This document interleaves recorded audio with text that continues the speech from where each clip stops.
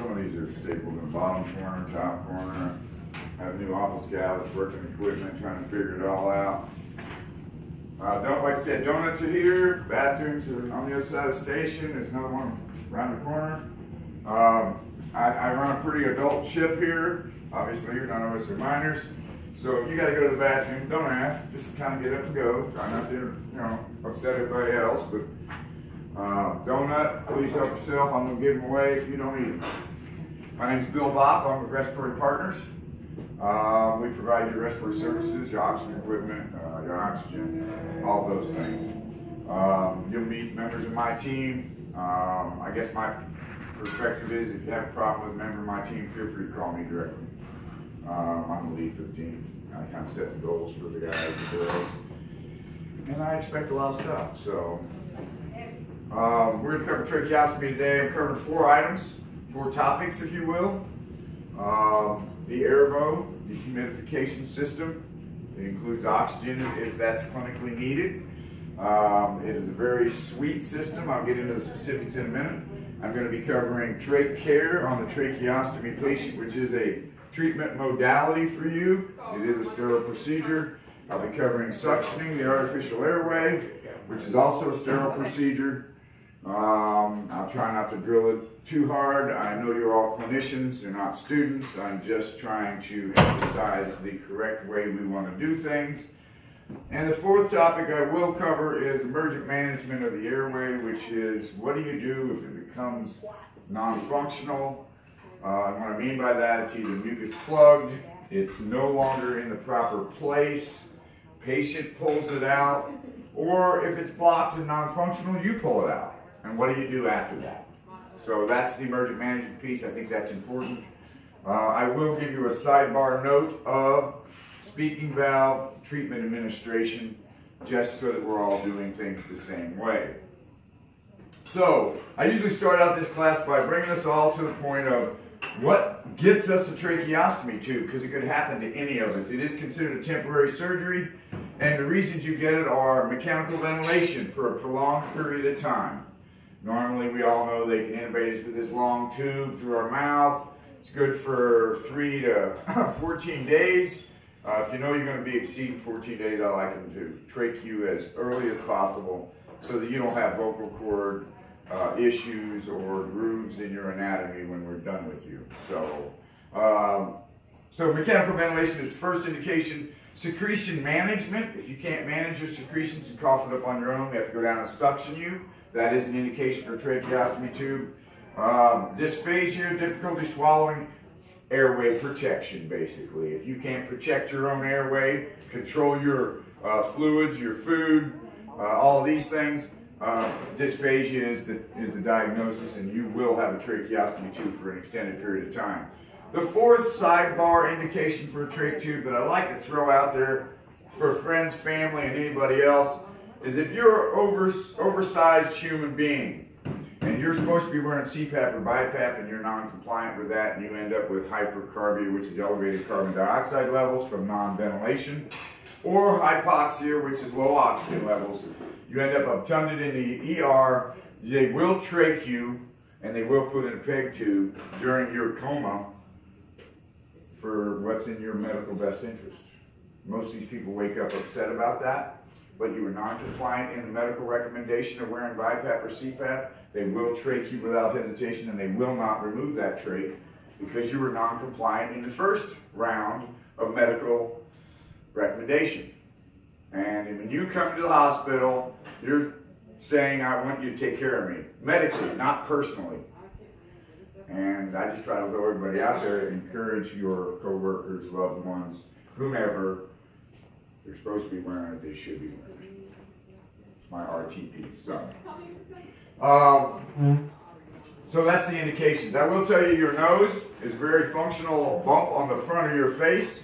It's more than just holding up my glasses or cute little jewelry. It heats the air you breathe in, if you're breathing in through your nose, to body temperature and 100% saturation with moisture. To give you an idea, from here to here, Indiana winter, 4 degrees Celsius outside. It's fully body temperature, 100 degrees, fully saturated moisture, and filtered by the time it goes from these two distances. That's why sometimes your nasal passage burns in the wintertime. It's doing its job. So when we give them a trach and we bypass that, we have to provide heat and humidity for 30 to 90 days, whatever it takes the patient to evolve. There are trachs running around out there not wearing anything, and they've gone through that 30-day adjustment. What happens initially when you take them off the heat, they get thick. We're running into more issues with this because the hospitals aren't using heat as much as they clinically know they should, but they've got a lot of different reasons for that. And what we're getting is patients with thick secretion. And we manage the individual case however it needs to be managed. I will tell you that we see your patients ideally before they come to your building. In other words, I've seen them in the hospital and I've gotten a good look at them. I've gotten a good background on them.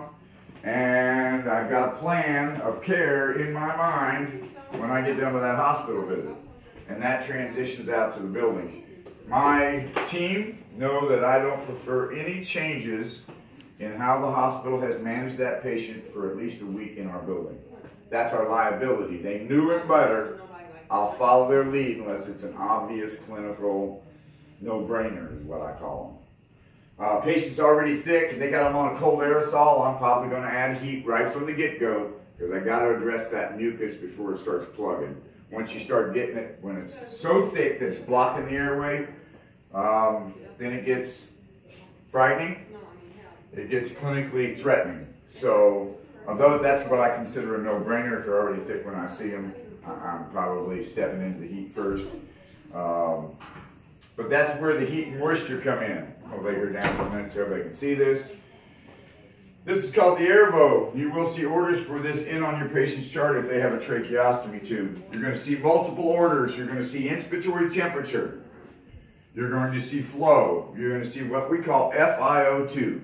Everybody should know FiO2 means fraction of inspired oxygen. We're used to functioning in liter flows. If you talk about cannulas, it's 2 liters, 3 liters. When you talk about people breathing in through their neck, we typically use FiO2. We've all probably seen this at one time or another if we've had a trach patient. This is a Venturi trach collar. We use it for portability. Tubing goes here and goes to your portable and the patient can't leave the room. But if I look on them, I'll pass this around. You look on it, it says 24, 26, 28. What's the matter, baby? Poor girl don't have no water. That's what alarm sounds like on the Airvo. This is a very high-tech piece of equipment. It's telling me it's having a problem with the water flow. And that might be because I didn't add very much. This is the corrective action typically, and I can see the water running down the line. It's just getting an initial flow thing going. Once it does that, it usually will flow on its own. 1,000 milliliters of distilled water every 8 hours. I'm going to stress to you, not that anyone here needs for me to stress it to them. Go ahead. I'm going to silence you because I'm talking, but I did see water flowing. I will add more if need be. Distilled water. If you don't have distilled water, you're using sterile water, guys. What I'd like to avoid is 2 things. I'd like to avoid sodium chloride, and I'd like to avoid tap water. We had a call specifically about one that wouldn't flow properly. Now you can see I'm having a little bit of problem, but what you don't see from this one is this one gets emptied and folded back up in my teaching gear every time I do a class. It's not a new system. But most systems are good for 60 days. Yours is alarming at a 30-day point in this building because somebody's not putting the right stuff in it. In other words, when I come and I see white powder all over it, somebody's putting salt water in it. Oh. And when the water gets evaporated, all that's left is the salt, and it's blocking up the system. I sent out a setup, but if we could simply correct that, the nurse that had that patient wouldn't have to, deal with me, and I helped her troubleshoot it on the phone and resolve the problem. But then within an hour, it's clogging up again, and that's salt. Simply, I thought maybe it was tap because you never know what's in your tap. We don't use either one of those. Distilled or sterile, please. And that would eliminate, I've not had that problem anywhere else, but we have had the occasional situation with salt water. So what you're going to notice that I'm doing is I'm using bottled water, okay, just like drinking water, which is not distilled, but it's not the other two either. And I'm just using it for education. All right, thank you very much. So what the big deal is about that is this is a servo-controlled system. When it alarms, shuts down flow, shuts down heat to protect the patient. So the better we manage the equipment, the less the patient's going to be without their flow and humidity. And that's not to say that you guys aren't standing right next to it when it starts to alarm. You're going to be going down the hall, hearing it, thinking, I've not heard that before. But I want you to be inquisitive, I want you to be curious, I want you to go in there, and even if you're not a nurse and they hear it, report it to them so they can address it, because the patient really, they may still be getting their oxygen straight through, but they're not getting their moisture. They're not getting basically a total flow. So, what about the airvo? I'm going to tip it a little bit, which I don't normally do, but today's a little different day. You can see a screen, got 3 different numbers on it. The orange number is inspiratory temperature. The blue number is flow. The green number is FiO2, or amount of oxygen. You will be required to chart this every shift you work with this patient. You will have an order on the chart that tells you to chart it. And if I put it in there, I'll give you 3 little boxes that mandate you document before you can move on. That's because I visit them once a week or twice a week if they're a problem child initially. And I need all your documentation to let me know what's been going on all the days that I haven't been there. And I do read your stuff. So what you'll notice on this is lots of buttons: power button, silence button, navigational buttons, which you will not use because it will be locked out for your use. If you happen to know how to open up the programming, don't do it. I have an issue when I have a program for a patient. The patient doesn't like the heat, and when I come back, the heat temperature's been changed for somebody who doesn't appreciate the thickness of secretions, but the patient complaining. That's not going to help our care plan and our shortening the length of stay and improving the patient's outcome. We will, and I will recommend that we take a bib from the kitchen and build a barrier around their neck so they can't feel it blowing on their skin. Their respiratory tract needs additional heat and moisture. I understand they're not used to that heat on their skin, and that's what the barrier's for. Got a little snap on those things, works out real good. I think we're monitoring one because it seems to be magically changing when we're not in the building. Just throwing it out there. So please, if you have a concern, please call me. Please call my team. We appreciate your concerns, and we want to keep them in perspective. The bigger concern is the mucus plugging. And I appreciate that you got to deal with it for 8 hours and only visit. Don't get me wrong, I'd be the first guy to go in there and have a moment of education with them so that you don't have to. If that helps, let me know. So that's your airvo. I got oxygen back here. I have a 10-liter tank. It's designated by this red tape. If I go all the way to the top and look at it, oh, it goes to 10 liters, magically. I like a 10-liter tank, not because the airvo needs it, but because my emergency equipment needs it. This is a minimum 10-liter flow when we're using it.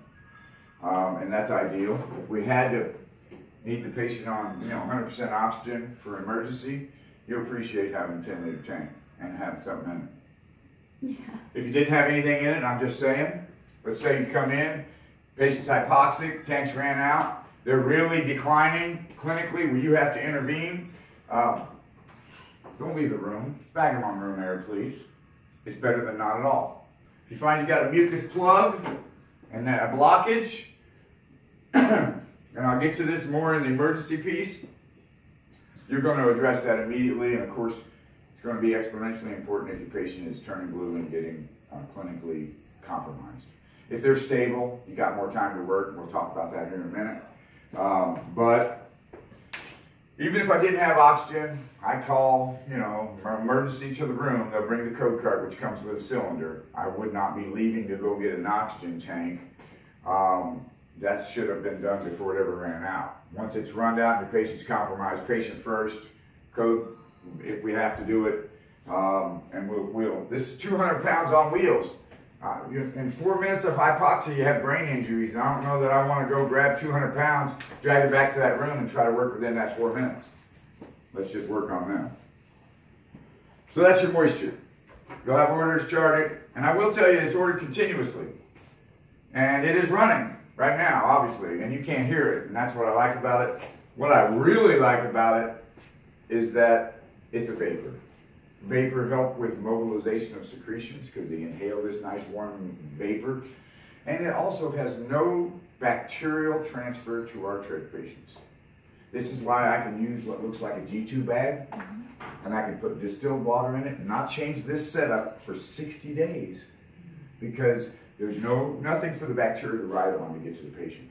If you can see it, bacteria can ride on it. An aerosol breathing treatment, you can see it, correct? Bacteria can ride on those, and that's why we're so astute about changing out our neb setups and rinsing them and keeping them clean, is because if you get bacteria in that medicine cup, you nebulize medicine, the patient inhales bacteria and medicine. They won't inhale bacteria with this setup. So we're having less problems with infection, despite using heat, which is what the hospital's argument is. They're using heated aerosols, which you can see. Bacterial transfer, and then when they heat it, they have more problems with infection. We're not having any of those problems.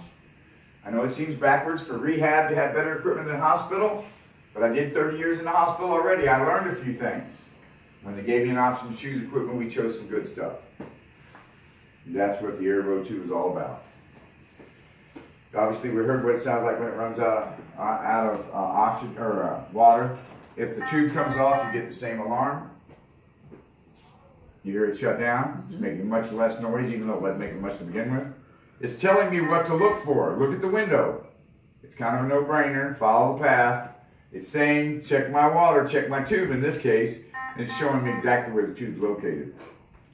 When I find the problem, hey, why is this disconnected? Find your heater wires, which are at the top. Line them up with those two little prongs. It'll settle on there and put the collar back down. Gives me a tone, says, good job, you found the problem. It'll give me another tone here in a 60 seconds that says, I'm back at the full operational speed with all the programming that's entailed. That's your Airvo 2, topic 1 down. Not trying to rush through this, but it is a Sunday morning. If we talk about trach care, we do trach care because the patient has a wound. Man-made wound, mind you, but it's still a wound. When the scalpel violates the skin is your normal natural barrier of protection. We throw gloves on top of our skin, as you thank you very much. We do the gloves for what we call universal precautions. If you think you're going to get exposed to stuff, throw some extra layers on. Gowns, masks, eye protection, whatever you think you need.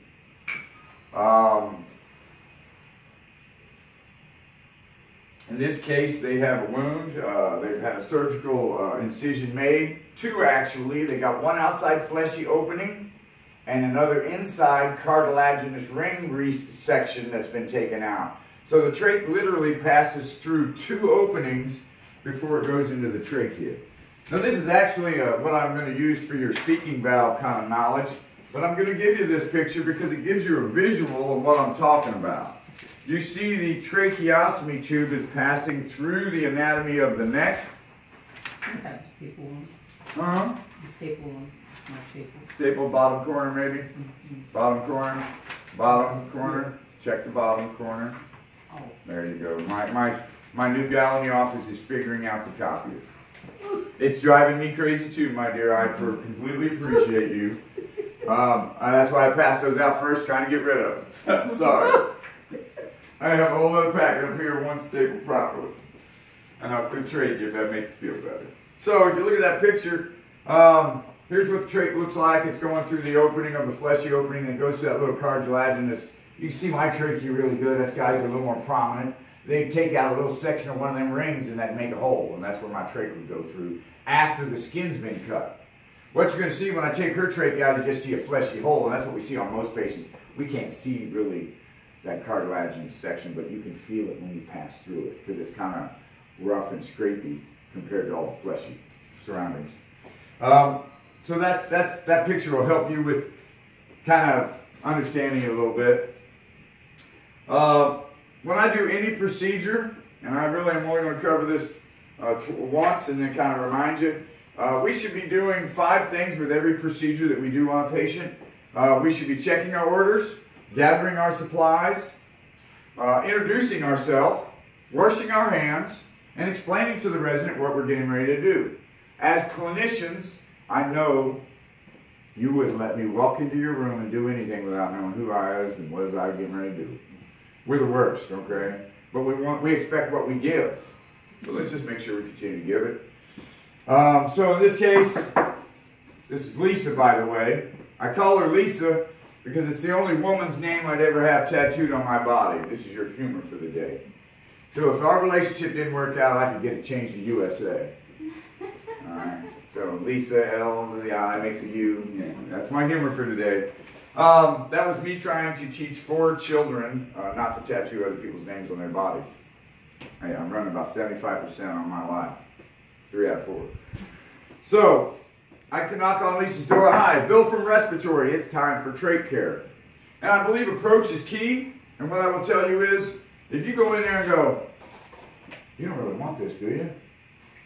You're looking for a refusal. No, I don't. Right, you're looking for a refusal. So approach is key. You know, I still occasionally get the refusals, but I'm trying to steer around them. I want to get my work done in an efficient fashion. So I'm like, hey, it's time. That's my approach. It's time. What else do you need while I'm here? You know, whatever, but I'm getting at least this done. So what I've done is I know it's ordered. I've checked my orders. I'm gathering my supplies. I have my peroxide, my saline. I have what looks to be a trach tie, but what I'll tell you, there's a hole in the package. That hole's to tell me it's a non-sterile item. I can see all the way through it. This is what it looks like when it's out of the package. I prep it in my own little way, as you will. I put little rings on the end, big enough for my thumb to pop it loose, because one hand's going to be holding the trach. And I'm going to be popping that. Velcro doesn't fight each other, stick to the previous tie, whatever. We'll get to all that in a second. But that's where I'm at.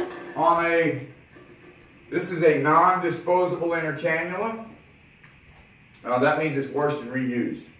The other types of trachs that I would like you to know about are disposable intercannulas, which are thrown away and a new one placed every day. And then there are trach tubes that don't have an intercannula, single cannula tracheostomy tubes. So if I want to talk about a disposable intercannula, I would like to show you one and pass it around. That's not the one I want to show you. I love this box every time I want something fast out of it. It's not very good that way. Show me. Show me. Come on, there you go. Okay. So a single cannula tracheostomy is a Bavona usually, and I'm not focusing on those today. There are trachs where there is no intercannula, so if you can't see it, you don't know it, probably shouldn't be playing with it. I already know what they got. I'll talk to you and tell you about it. If they're coming from an LTAC and they have a disposable intercannula, they may show up without that intercannula in because LTACs don't use them. They don't use them because they're trying to get a larger hole to get them off the ventilator. I did that for 30 years. Now we live in a facility in a world where we don't use ventilators on trachs, and we're trying to avoid mucus plugs, and that's what the intercannulas are great for. So we have an intercannula policy in all of your Cardon buildings, and I've already tried an intercannula in that patient in the hospital to make sure they could tolerate it before they came to us, but they may come without one. And I'll tell you about that in a second. So, disposable intercannula, very aseptic, fresh, new sterile one every day, like a paper plate. I don't rewash my paper plates. Although my 95-year-old granny would like me to wash plastic silverware, because she grew up in the Depression, I don't wash paper plates. This is like your china. It's designed to be washed and reused. I'm going to pass both of those around. They have not ever been in a patient. Don't let that little plug scare you. It's a juju fruit. Please don't eat my candy. That's to simulate another experience here momentarily. So those are your intercannulas.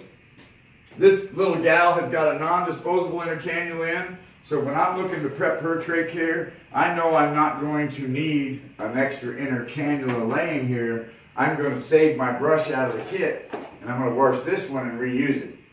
If I've got a disposable inner cannula, then I will have gotten one out with my supplies, and I'd have 5 items here, not just 4. So, thank you.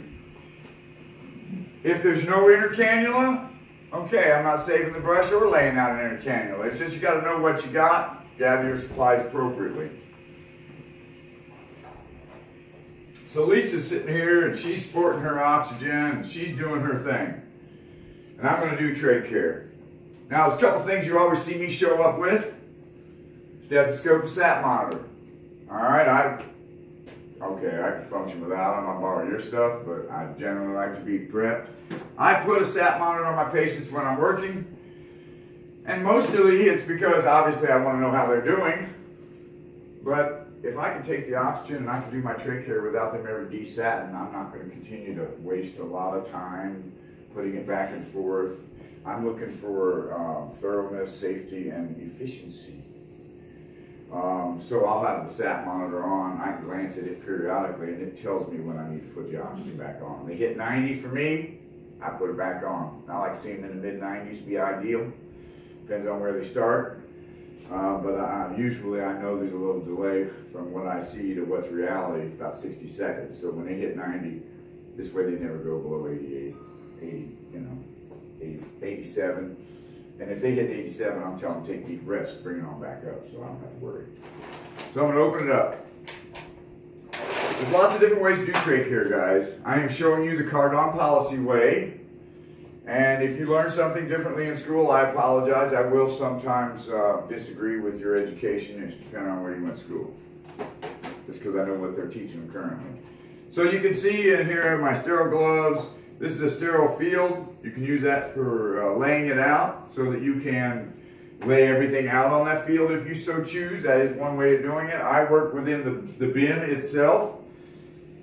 Everybody's a little different. Now what I will tell you is if you want to use this as a sterile field, you put your gloves on first and you pick it up with your sterile gloves on. There's only a certain way I know to down sterile gloves. We're going to cover that. But if you want to use that for trash, you can pick it up with your bare hands. I'm good with that. Now, if you went to a school that told you there was an imaginary 1-inch line that you could use a bare hand on and touch that and still use it as a sterile field, I'd like to politely and professionally say, bullpucky.